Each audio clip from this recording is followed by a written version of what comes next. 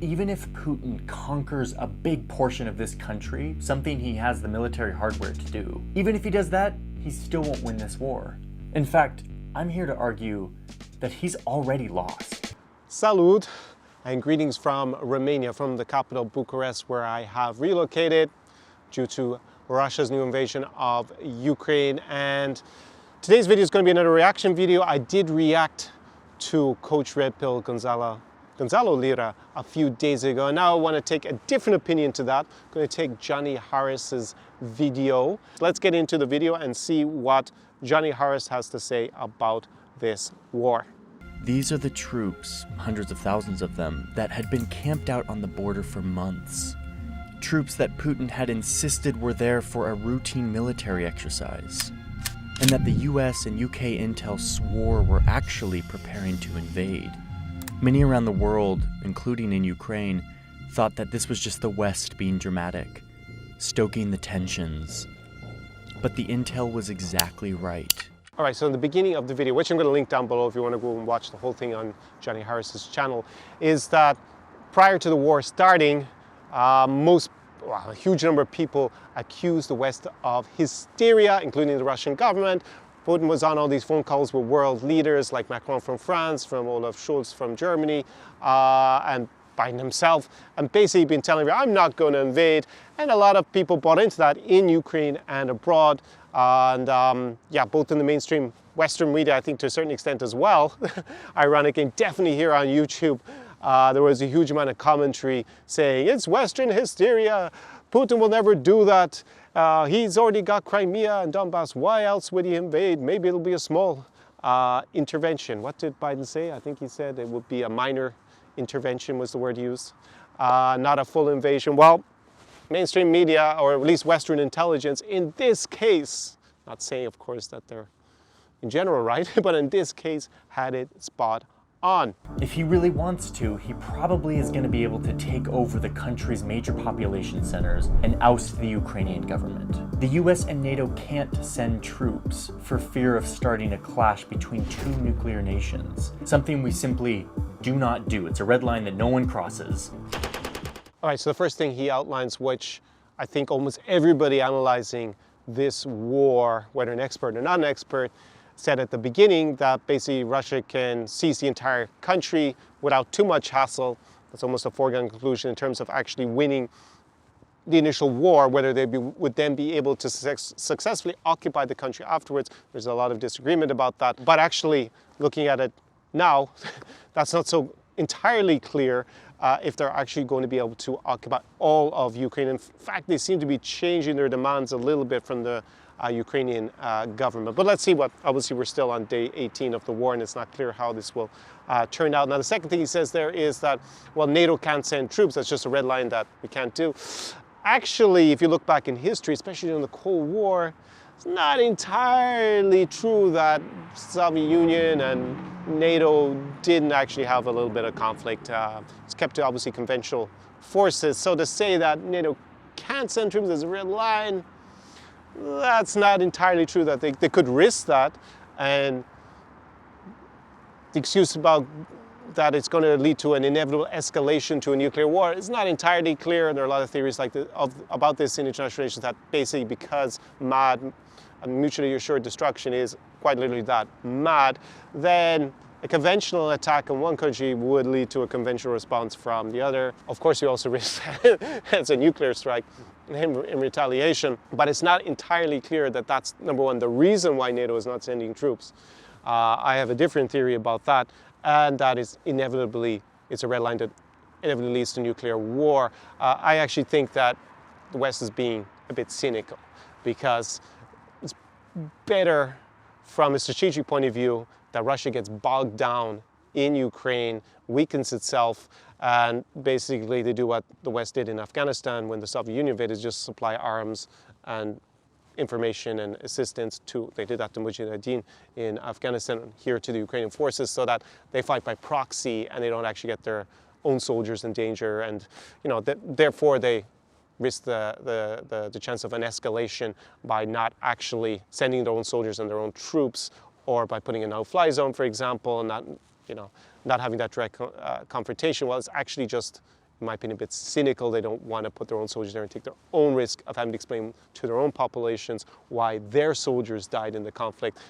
Fortunately, Ukraine getting wrecked by the Mongol horde, which is basically the Russian troops. If you look what's happened in Kharkiv, in Sumy, in Chernihiv, in Mariupol, there's a town just north of Mariupol that Russia, I watch also pro-Russian propaganda, and they're claiming they captured this town, but apparently there's nothing left of the town. Basically, it's empty and there's almost no buildings.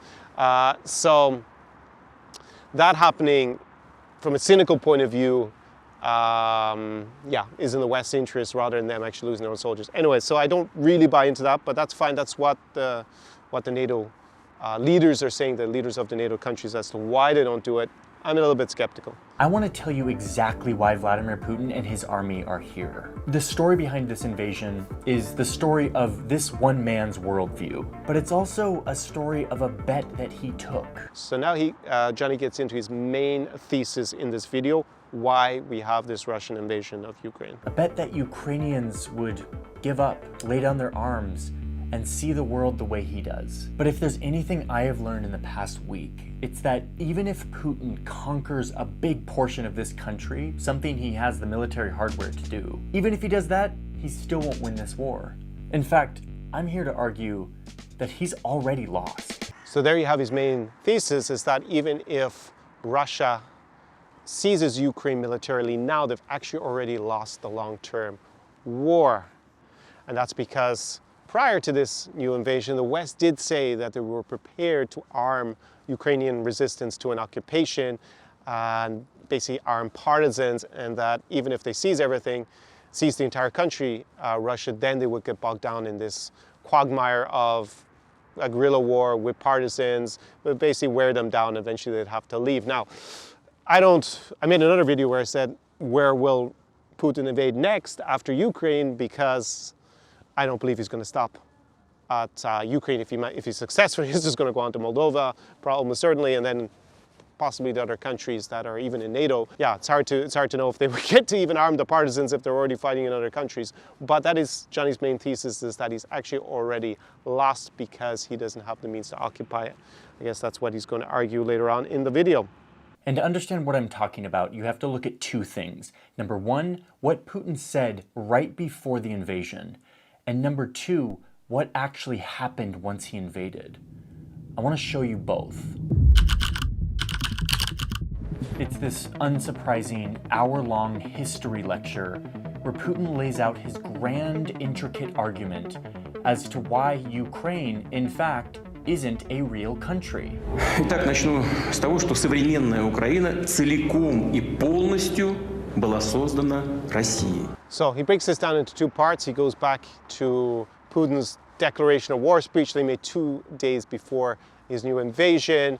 I also made a video reacting to that. So Johnny quite accurately outlines that, in fact, the real reason for the war is that Putin doesn't believe that Ukraine is entitled to be independent of Russia. He said that very clearly in the speech at the beginning.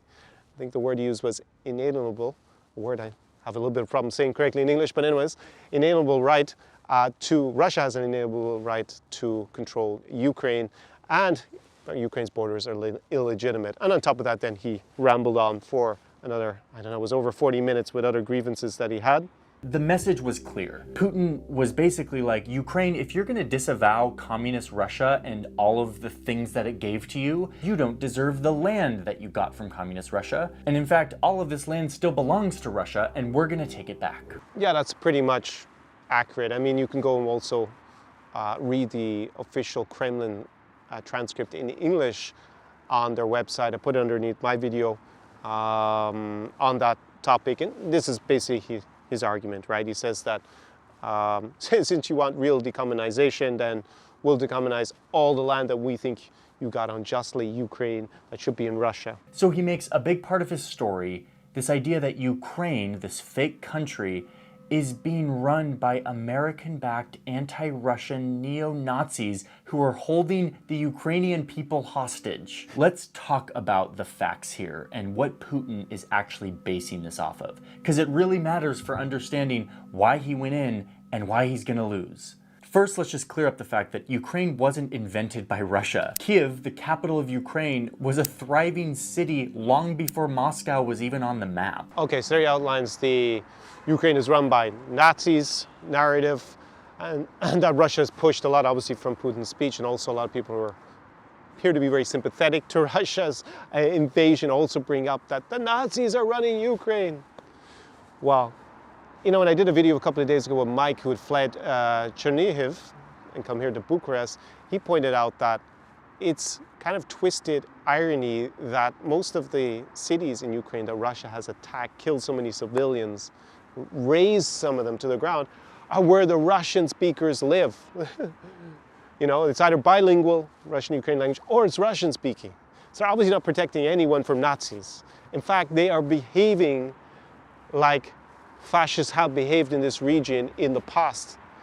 So this is the twisted irony of what he said. So basically he describes that the Ukrainian population, especially the Russian speakers, are held hostage. And then he goes and he bombs their cities where those people live in particular. Pretty sick, the whole thing, in terms of his justification. Anyway, Johnny goes into Ukrainian history, that there was a very long history that's independent of Russia, that's not just part of Russia. The second major argument, which is that Ukraine is run by neo-Nazis who want to exterminate the Russian-speaking population. That's what I was getting at. He says he's there to stop the extermination of the Russian-speaking population, and then he's basically maybe not entirely exterminating it yet, but he's wiping out their cities where the Russian speakers live. Mariupol, a city that has been bombarded over the last 2 weeks. We're on day 18, so more than 2 weeks, was attacked, first city they attacked. It's over 90% Russian speaking. They're going to wipe it out. Wipe it off the face of this earth almost. And thousands of civilians, I presume, at this stage have probably been killed. I saw an official estimate that was over 1,000 maybe 2 or 3 days ago. So the whole thing is really twisted. Within Ukraine, there is indeed a faction of far-right neo-Nazis who have a political party and a militia force. And this militia force has actually joined the Ukrainian army in the past 8 years to fight Russia back from annexing any more territory in the east of the country. Yes, and he runs into who are the neo-Nazis of the Azov Battalion. You know, they get 2% of the vote in the elections. They're part of the military because they were the guys who are willing to go and fight, actually for Mariupol in particular, in 2014 and 2015 when Russia had a previous invasion where they used a lot of separatist proxies in order to attack Ukraine and try to weaken the country and have these separatist entities after Russia had already invaded and annexed Crimea. And that's true that they exist. I mean, I've also referred to in some of my live streams, but they are an extremely fringe element of Ukrainian society. They get less than 2% of the vote. And it's not like they have a massive number of soldiers, not the majority of the soldiers, and they're definitely not the political leadership of Ukraine, which is Zelensky and his government, who are, well, Zelensky is Jewish. He got elected with 75% of the vote, was 73%, as opposed to the political leaders, political parties of Azov and the far right, who got less than 2%. His grandfather actually fought in the Red Army, Zelensky. Many of his family members were killed in the Holocaust. He's not a Nazi.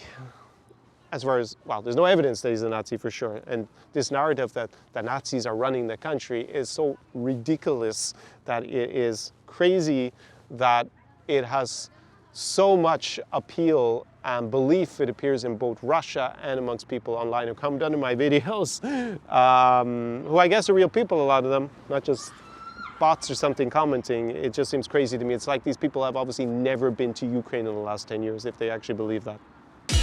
Over here in reality land, Ukraine is a nation of 44 million people with its own culture that is thousands of years old. It is a country where fewer and fewer people like Russia. In fact, it's a country that ousted the pro-Russian leader in 2014. The people don't want Russia and Putin anymore. They've moved on. So then he goes into what happened after the Euromaidan revolution in 2014, or the Revolution of Dignity as it's known in Ukraine, and how Russia's brand has been damaged by Putin's response to that, which was to annex Crimea and the war in Donbass starting. So that's definitely true. What I've seen and what you see in the voting patterns is like, first of all, those people don't in Crimea, in the occupied parts of Donbass prior to this new invasion, they didn't get to vote in Ukrainian elections, but still the percentage of vote for the pro-Russian parties, or at least Russia-friendly parties, was declining. And part of the reason is that Russia's brand is damaged in Ukraine, had already been damaged in Ukraine before this new invasion by Putin's behavior and his decision to annex Crimea and start the war in Donbass. These two countries are deeply connected through culture and language and history and exchange. A war against Ukrainians would not sit well with the Russian people. And this explains why Putin needs to frame the war in a very certain way. Not an invasion to take over a sovereign nation of Russia's brothers and sisters, but rather a rescue effort to save the Ukrainian people from these aggressive villains who are really controlling the country. Yeah, definitely Russia and Ukraine have a lot of shared common history, linguistic ties, religious ties. Not that Ukraine doesn't have its own culture and its own specific identity within that, but definitely they have connections, like where I grew up in Ireland. Of course, UK and Ireland have a lot of linguistic, historical, and religious ties as well. But we're still an independent country last time I checked in Ireland, and there was, obviously a lot of conflict in order to achieve that. So it's obviously a reasonable parallel to what's going on. But because of those ties, Putin has a hard time justifying an invasion against the Ukrainian people. So, I like the way Johnny's presented that he said that he needs these villains, these Nazis that they're actually trying to take out. And, I'm not really sure what the Russian plan was 100%, whether it was just to have regime change in Kiev and put in a Russian puppet, or do that plus annex some other territory, break off a few other parts of the country and claim them people's republics like they did in Luhansk and Donetsk. That's actually on day 19 what basically been planning to do in Kherson, setting up a referendum apparently. I doubt this has any real support, but anyway, it's fine. And then declare that basically the Ukrainians have been liberated from those terrible people, because the Ukrainians are good people, but they're just ruled by these ogres, these Nazis, these villains, as Johnny says. It's a little bit of projection, I think, on behalf of Putin and Russia's leaders. Putin's story is really four things. Number one, Ukraine really belongs to Russia. Number two, it has been hijacked by the US and Europe, i.e. the West. Number three, the West is controlling Ukraine with its neo-Nazi puppets, all so that the West's military alliance, called NATO, can use Ukraine as a bridge to get to Russia, who they want to defeat. And all of this leads to Putin must invade to free Ukrainians and protect Russia from the West. That is it. That's a very good summary of the argument. Yeah, Johnny said it better than I did in my video, I think. But wait, remember Putin's story? According to this story, after this initial invasion, Ukrainians were going to wake up from their slumber and welcome him with open arms. The neo-Nazi president was going to flee, and Ukraine would be returned to Russia, Putin becoming the savior of the Russian motherland. But that is exactly what didn't happen. Outgunned and outnumbered, Ukrainian soldiers and civilians alike are mounting a stiff resistance. I used to teach maths and physics, but 2 days ago the Russian army took control of my town, so I signed up to fight. Yeah, clearly that is not what has happened immediately. At least we're on day 18, and there's been a lot of resistance by the Ukrainian military, and also in the parts of the country that Russia has seized control of, especially in the south. Daily I'm watching protests against the occupation, and there are many political leaders there who are refusing to cooperate with the occupation. And some of those actually have been abducted, allegedly.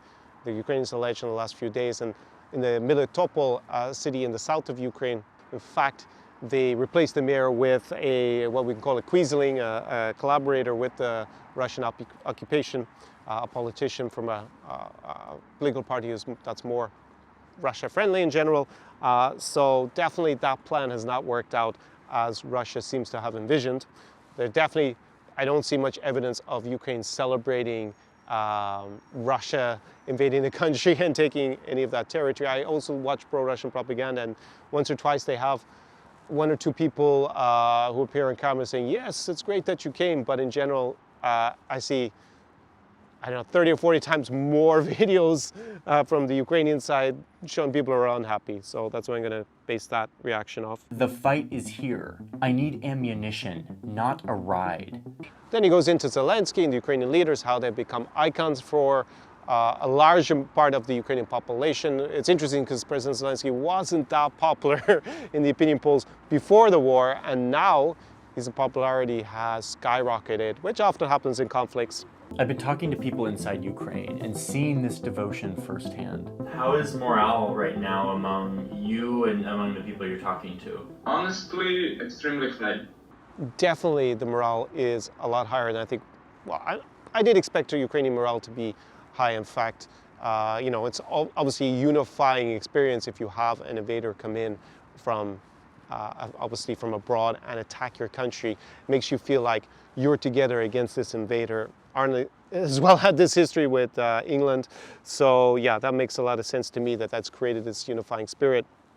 Okay, this sounds all positive, and it is, but this is still war, and Putin can still conquer a lot of land. He can take over major cities, install a puppet government, and be the new ruler of Ukraine. He has the military to do it, and he seems to have the tolerance for bloodshed. He seems to believe in his fantasy story so much that he's gonna keep up this crusade. But I'm here to tell you that Putin has already lost this war. So Johnny was saying this, I guess, at the end of the first week of the war when he made this video, that it's, again, he's kind of projecting it's inevitable because of the size of Russia's military that they will win and occupy Ukraine eventually because they have the tolerance for bloodshed. That seems pretty clear so far because of the way that they've been shelling civilian areas. So many civilians have died. There's been so much terror on the Ukrainian population, and they do have a massive military. Speaking on day 18, there's been a growing movement of analysts who are not so sure that Russia is actually going to be able to take all of Ukraine, and they may need to compromise before they get that far. But Johnny's going to deal with the long-term prospects for occupying a country as big and ostensibly as hostile to Russian occupation going forward in the future. And you know, the stats I saw before the war were like that you'd need somewhere between 500,000 and 1 million soldiers to actually occupying Ukraine. That's a massive number.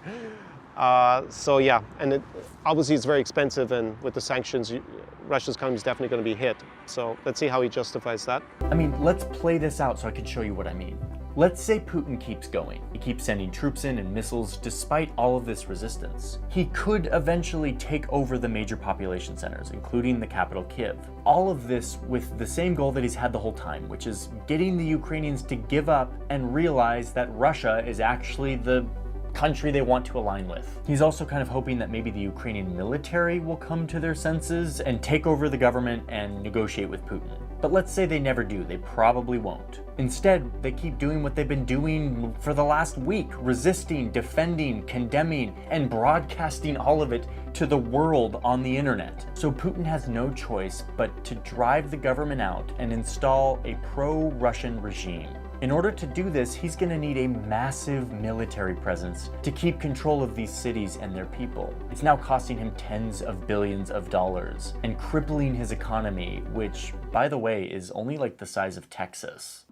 Yeah, that's basically the argument against Russia being able to occupy successfully Ukraine over the long term, is that basically has too small an economy. He made the comparison with Texas. I saw other comparisons with Italy. And yeah, they need this massive number of troops if the Ukrainians keep resisting. And the West has already said that they're going to arm a partisan army if Russia were to invade beforehand. So if they carry through on that, and they've definitely provided a lot of material for the Ukrainian war effort, then it will turn into a European Afghanistan maybe. And that's going to be terrible for the Ukrainian people, the amount of death, destruction that Ukraine is going to see. It's horrific to think about. But in the end, probably Russia would have to leave because it's too expensive, right? Their desires to go further in Ukraine are probably going to be limited. But, you know, as I said in that video, Moldova is probably very vulnerable. Once the Russians take Odessa and that region, they could probably just steamroll Moldova very quickly. Because Moldova hasn't built up its military to resist the Ukrainian invasion. Why? Because the Ukrainians were always in the way of Russia. They didn't actually have a border. And that's also why, in part, Moldova has never asked to join NATO, because they have this buffer with Ukraine between them and Russia. But if that disappears, Wouldn't sleep well in Chisinau. So you have a map that maybe looks something like this, which gives plenty of space for Ukrainians to gather and mount their resistance, giving Russia hell for an indefinite period of time. Meanwhile, back home in Russia, they've now seen the imagery from the ground. They now see that Putin's story justifying this invasion is total BS. There's no Nazis, there's no brainwashing of the people. Instead, in this scenario, Russians are thinking of deaths of our Ukrainian brothers and sisters, while also destroying the Russian economy. Now, they're not going to become a complete international pariah. They will still get support, presumably from China, India, and other countries, so they will have other options. Economically, they had apparently tried to make the Russian economy more sanction resistant, find other options over the last few years, like 8 years since 2014, when the first sanctions were introduced after Russia's invasion of Ukraine with annexing Crimea and the war starting in Donbass. But it will still take a significant hit. That's clear over the first 18 days. That's already affected things dramatically in Russia. However, the second part of his thesis here, his point here, that Russians are going to be upset because they're not going to believe the narrative that the justifications for the war are real, that they're really saving the Ukrainians from Nazism and protecting Russia from NATO. I'm not so sure. I'm very skeptical on that. It's not that I'm not so sure. I'm pretty convinced that, unfortunately, it would be nice to think that the majority of Russians are not going to support this war because they're going to see through the facade that Putin's created that's pretty weak for his justifications. Basically a war of imperialism. He said in his speech, Ukraine's not allowed to be an independent country of Russia and its borders are legitimate, and as Johnny laid out very nicely with his points about the story. But having spoken to lots of Russians who are friends of mine who don't support the war, I haven't seen opinion polls of public reaction in Russia, I haven't seen videos from people who've tried to protest the war. I don't think the majority of Russians yet on day 18 are anywhere near withdrawing their support for it. It actually seems to me that the best guesstimates are that about 70% of the public actually support the invasion. As crazy as that sounds to most people in the rest of the world, because it just seems like a huge geopolitical mistake by Russia to have started this new invasion, whatever about the previous invasions, which were, obviously he seized Crimea with very little resistance and not so many people died, fortunately, and that territory was annexed into Russia because economic sanctions, but relatively minor, and compared to what is happening now, where they don't have, it seems like, almost any public support in the places that they've already grabbed. There's massive destruction in Ukraine, massive number of deaths. Civilians, Ukrainian military, they said yesterday that 1,300 Ukrainian soldiers had died.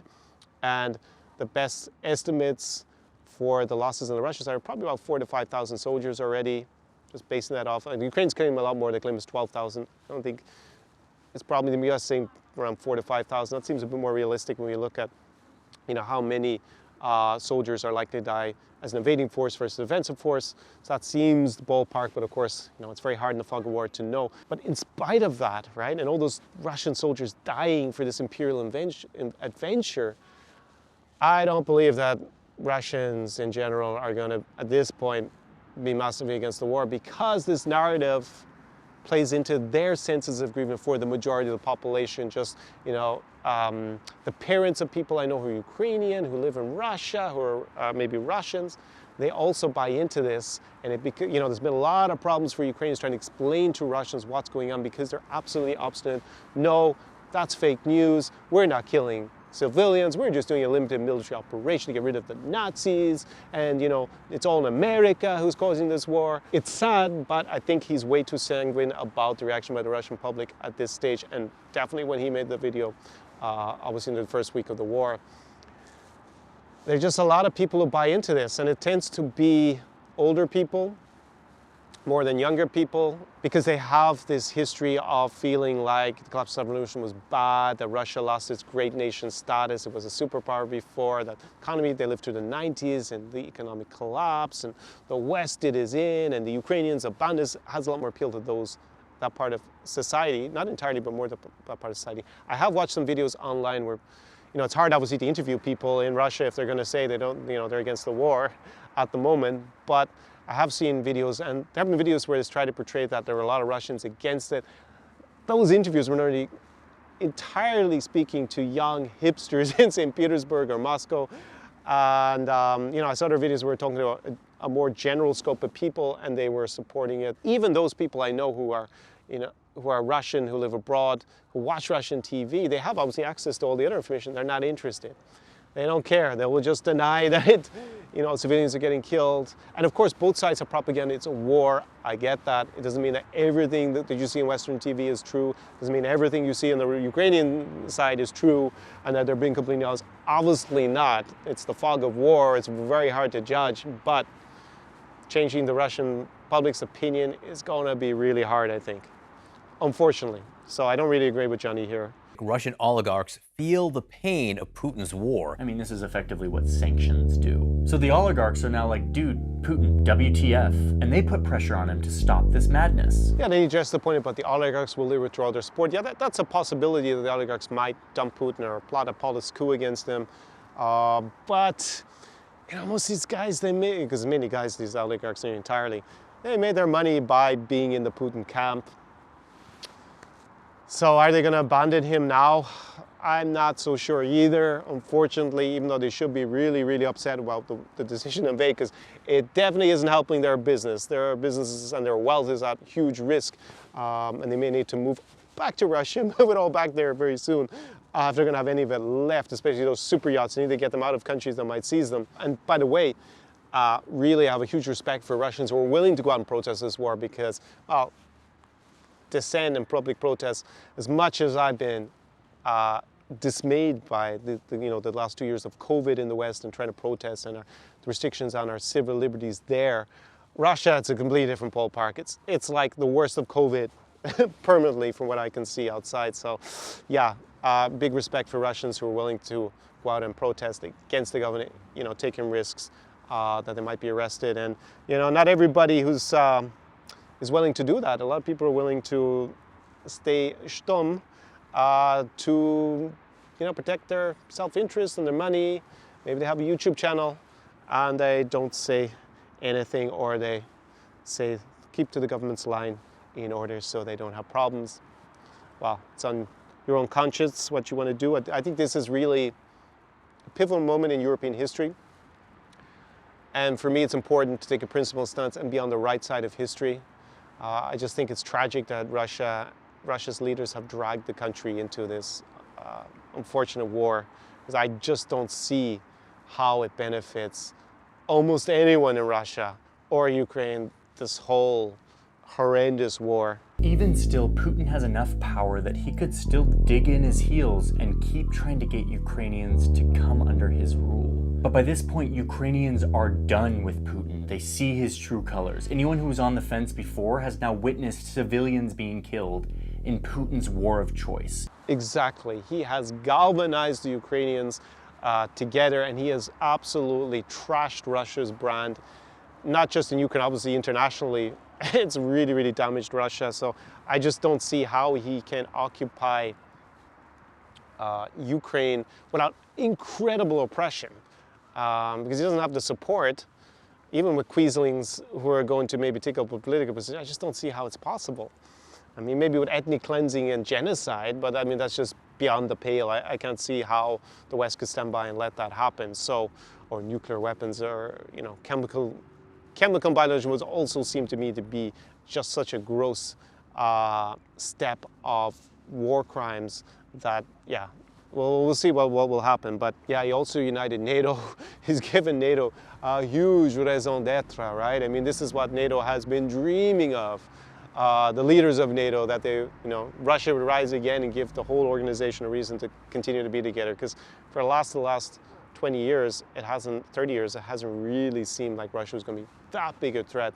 Even President Macron of France, about 3 years ago, he called NATO brain dead because he didn't see why we still have it. And now we all know why we have it.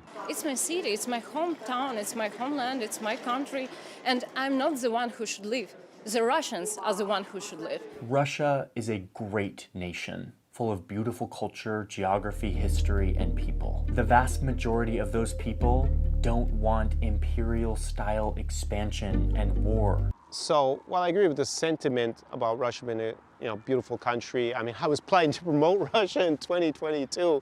Actually, if it weren't for COVID, I've been promoting in 2020, and I always had a great time in Russia. But I think he is naive about that. The majority of Russians don't want this imperialistic war. Unfortunately, I just don't see evidence for his hypothesis there, his claim. I wish it were so, and yeah. But in general, most people just do really want to live and prosper and don't want to be involved in war in general. I think that's a fair general comment anywhere in the world. By the time you're watching this, I'm sure some key development has happened that I haven't covered here. That's interesting because, well, actually not so many key developments happened in the last 12 days, 13 days since he started making this video, because well, Russia, the war has gone pretty poorly, it seems. They haven't made that much progress from when he made it in terms of parts of the country they occupy. Now they do control more territory than they did in the last week, and it's been very slow progress, but the outcome is very, very uncertain. That is for sure at the moment. And his main claim in the video that Putin has already lost seems to be accurate at the moment as I speak here on day 18.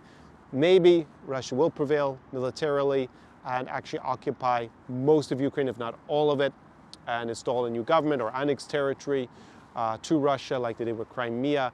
But I just don't see personally how they can occupy such a big hostile territory that's the West is almost certainly going to arm for a partisan war over the long term. That's for sure. Very good video by Johnny Harris, I think, summing it up. I obviously outlined what I don't agree about. I think he's way too sanguine and optimistic about the Russian people at this point and them being against the war in general. I wish it were so, but just the evidence doesn't point to that. And he's a little bit maybe blasé, or he ignores just the cynicism I think that you have in the West in terms of planning and having this war in Ukraine as opposed to having it in Poland or the Baltics or somewhere else that affects both the EU's and America's strategic interests. He kind of ignores all that the West might even be happy that the war is, at least its leaders, that it's happening in Ukraine now, and Russia doesn't become more powerful and maybe attack another country. That is of more importance to them, and that is really tragic that so many Ukrainians and so many Russians are going to die, have died, will die, and seeing cities that are being, almost erased from this earth, all in the name of liberating them from Nazism when doing pretty much the same as the Nazis themselves or other fascist leaders have done in other parts of the world. Fortunately, he hasn't got the level of genocide, nuclear strikes, biological chemical weapons yet. I'm speaking on day 18, ethnic cleansing. But they're the only things he needs to do to go further. So, yeah, I'm probably not as optimistic on the level of humanity as Johnny Harris, and probably a bit more optimistic on the military side than he is. But very good video, I think, overall here on YouTube from what I've seen. I am going to react to a lot of other videos on my live stream yesterday.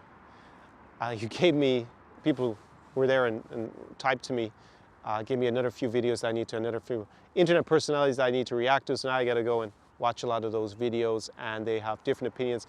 Most of the controversial opinions, I guess because in the West, most of the media is covering it from a pro-Ukrainian point of view. Whether that's justified or not is up to you, but definitely they are extremely sympathetic to Ukraine, as I am, because, well, I was there, living there, when they got invaded unprovoked. So I will react to those videos. Most of them are going to be taking a lot more sympathetic view to Russia and its security concerns. I should add as an appendage to this video, it's an appendage that he also didn't really deal in his video about the legitimate security concerns for Russia with NATO expansion. That is a different kind of more in-depth topic there.